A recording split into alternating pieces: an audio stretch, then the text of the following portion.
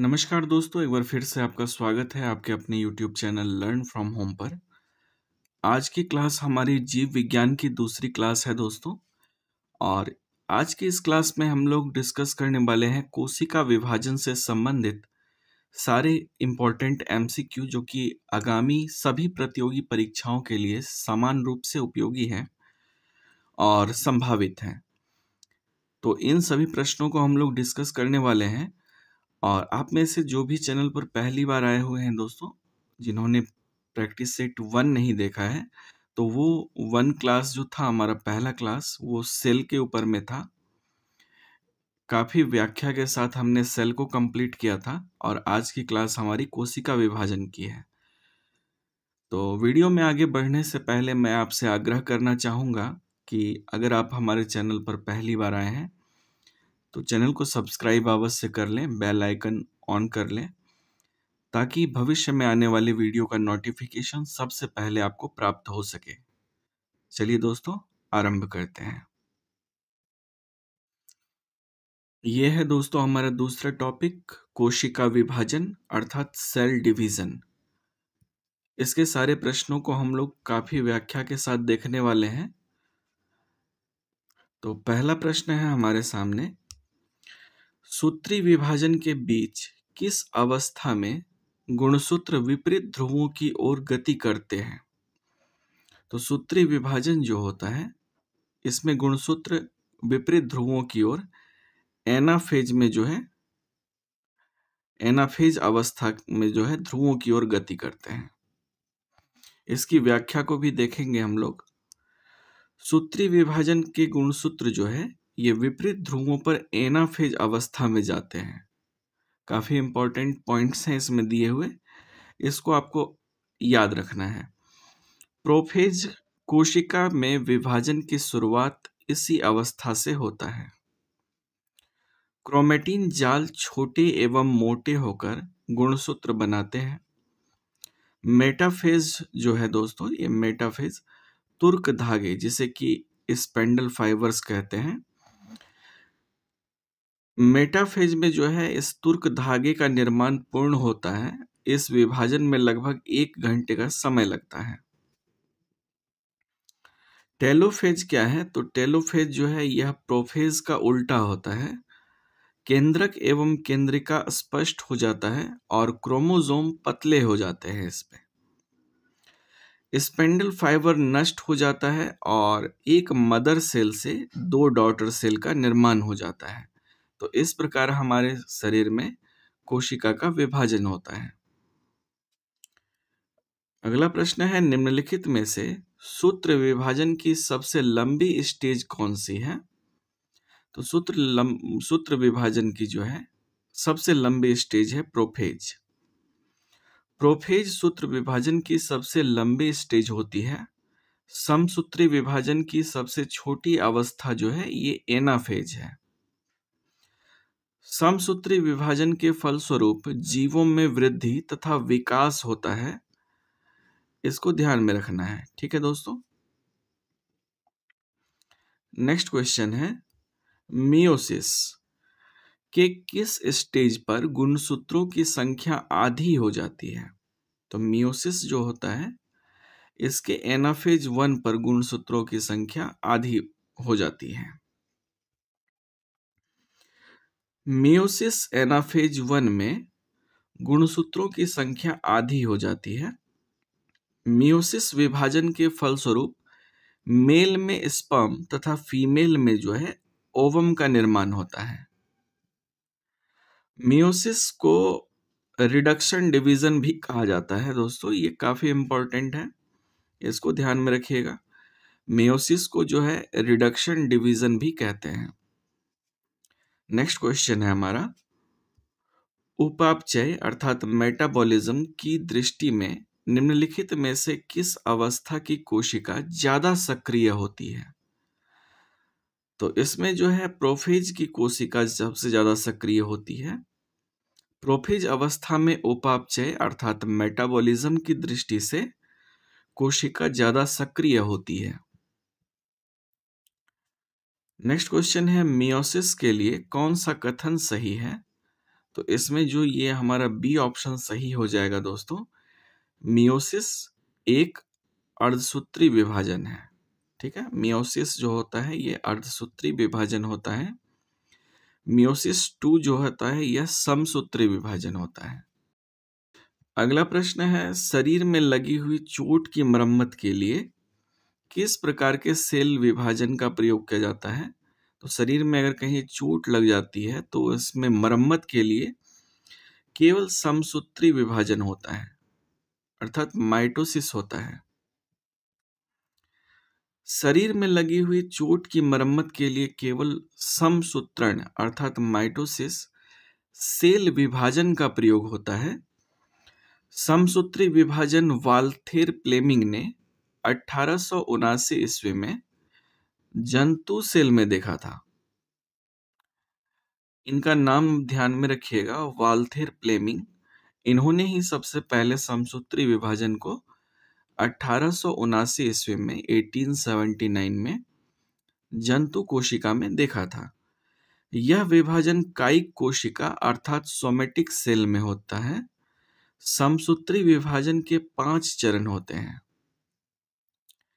पहला होता है अंतरावस्था, इंटरफेज, पूर्वावस्था जिसे प्रोफेज कहते हैं, मध्य अवस्था जिसे मेटाफेज कहा जाता है, पश्चावस्था यानी कि एनाफेज, और पांचवा होता है अंत्यावस्था जिसे टेलोफेज कहते हैं। तो ये 5 अवस्था होता है समसूत्री विभाजन का: अंतरावस्था, पूर्वावस्था, मध्यावस्था, पश्चावस्था और अंत्यावस्था। इंटरफेज, प्रोफेज, मेटाफेज, एनाफेज और टेलोफेज। अगला पॉइंट है हमारा, एक जनन कोशिका से 2 संतति सेल का निर्माण होता है। ये भी काफी इंपॉर्टेंट है। एक जनन कोशिका होती है और उससे 2 डॉटर सेल का निर्माण होता है। ठीक है।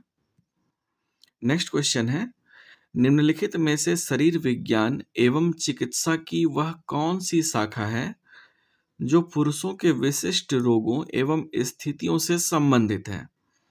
तो ये होता है दोस्तों एंड्रोलॉजी। एंड्रोलॉजी जो होता है यह शरीर विज्ञान एवं चिकित्सा की विशिष्ट शाखा है जो कि पुरुषों के रोगों और स्थितियों से संबंधित है। कुछ विज्ञान की शाखाएं और उसका संबंध किस क्षेत्र से है इसको देख लेते हैं। ये एनाटॉमी जो होता है दोस्तों यह शरीर की आंतरिक संरचना से संबंधित होता है। एंथ्रोपोलॉजी जो होता है यह मानव शास्त्र का अध्ययन है, एंथ्रोपोलॉजी। एस्ट्रोलॉजी ज्योतिष शास्त्र के अध्ययन से संबंधित है। इकोलॉजी पर्यावरण के अध्ययन से संबंधित होता है। एंटोमोलॉजी जो है यह कीट पतंगों के अध्ययन से संबंधित है। और जेरेंटोलॉजी जो है यह वृद्धावस्था का अध्ययन है। सौरोलॉजी जो है दोस्तों यह छिपकलियों के अध्ययन से संबंधित है, तो इसको भी आप ध्यान में रखिएगा साथ में। नेक्स्ट क्वेश्चन है, निम्न में से कौन सा हिस्सा मानव त्वचा का सबसे बाहरी हिस्सा होता है? तो मानव त्वचा का जो सबसे बाहरी हिस्सा होता है ये होता है एपिडर्मिस। ठीक है, एपिडर्मिस मानव त्वचा का सबसे बाहरी हिस्सा होता है। त्वचा शरीर को सुरक्षा और संवेदनशील स्पर्श करने हेतु बनाता है। त्वचा में पाई जाने वाली तैलीय ग्रंथियां सीबम का स्रवण करती है और त्वचा के श्वेत ग्रंथियों से पसीने का स्रवण होता है। ठीक है, पसीना निकलता है श्वेत ग्रंथियों से।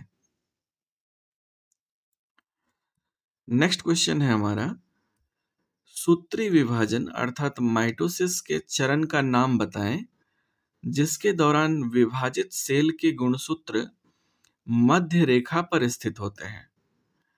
तो ये है मेटाफेज। मेटाफेज होता है दोस्तों, सूत्री विभाजन के नाम मेटाफेज हैं, जिसके दौरान विभाजित सेल के गुणसूत्र मध्य रेखा पर स्थित होते हैं। ठीक है। कोशिका विभाजन की बात करें तो इसको सर्वप्रथम 1855 ईस्वी में वीरचाउ ने देखा था। इनका नाम ध्यान में रखिएगा। वीरचाउ ने सबसे पहले कोशिका विभाजन को देखा था 1855 ईस्वी में। कोशिका विभाजन 3 प्रकार से होता है: असूत्री विभाजन, समसूत्री विभाजन और अर्धसूत्री विभाजन। ये 3 प्रकार हैं कोशिका विभाजन के। असूत्री विभाजन जो है यह अविकसित सेलों में होता है, जो भी अविकसित सेल होते हैं। समसूत्री विभाजन कायिक कोशिका में होता है, जैसा कि नाम से ही स्पष्ट है, कहीं चोट लगने पर ये वाला विभाजन होता है, समसूत्री विभाजन। अर्धसूत्री विभाजन जो होता है ये जनन सेलों में होता है, काफी इंपॉर्टेंट है। तो समसूत्री विभाजन जो होता है दोस्तों, इसको 5 चरणों में बांटा जाता है। ये है पहला अंतरावस्था इंटरफेज, पूर्वावस्था प्रोफेज, मध्यावस्था मेटाफेज, पश्चावस्था एनाफेज और अंत्यावस्था टेलोफेज। ये समसूत्री विभाजन के 5 चरण हैं।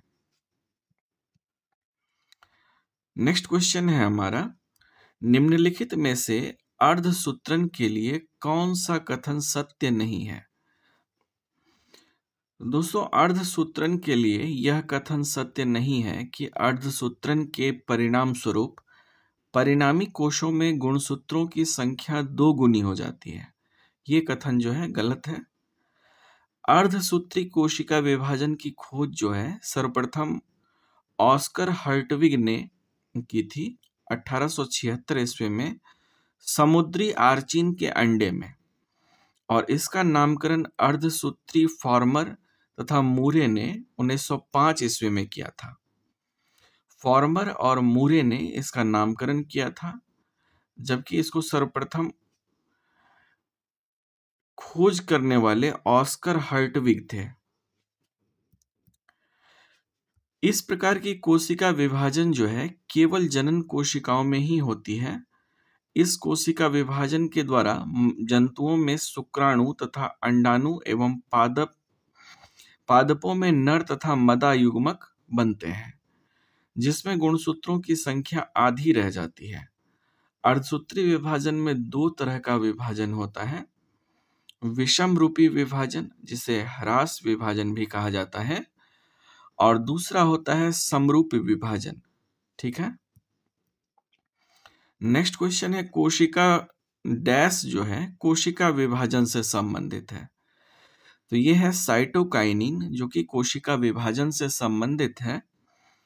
साइटोकाइनिन कोशिका विभाजन से संबंधित है। साइटोकाइनिन ऑक्सिन की उपस्थिति में कोशिका विभाजन और कोशिका में विकास में मदद करता है। साइटोकाइनिन की खोज मिलर ने की थी 1955 में। मिलर का नाम ध्यान में रखिएगा दोस्तों, मिलर ने 1955 में इसकी खोज की थी। इसका नामकरण लिथाम ने किया था साइटोकाइनिन का। यह जीर्णता को रोकता है और भी इसके कई आवश्यक काम हैं, जैसे कि आरएनए एवं प्रोटीन बनाने में यह काफी सहायता करता है। ऑक्सिन का निर्माण पौधे के ऊपरी हिस्से, जड़ों के शीर्ष तथा कली में होता है। इसको अलग से ध्यान में रखिएगा। ठीक है। तो ये दोस्तों कुछ इंपॉर्टेंट क्वेश्चन थे सेल डिवीजन से, जिसको हमने कंप्लीट किया है। तो आशा करता हूँ ये वीडियो आपके लिए काफ़ी हेल्पफुल रहा हो, और 1-2 बार रिवीजन करने से आपका कंफ्यूजन भी क्लियर हो जाएगा। बाकी अगर कहीं आपको कोई परेशानी होती है तो आप कमेंट कर सकते हैं कमेंट बॉक्स में। मैं कोशिश करूँगा आपको रिप्लाई दे करके डाउट क्लियर करने का। चलिए दोस्तों, हम नेक्स्ट क्लास में मिलते हैं आपसे उत्तक टीसू में। तब तक के लिए अपना ख्याल रखें, अपनों का ख्याल रखें। जय हिंद।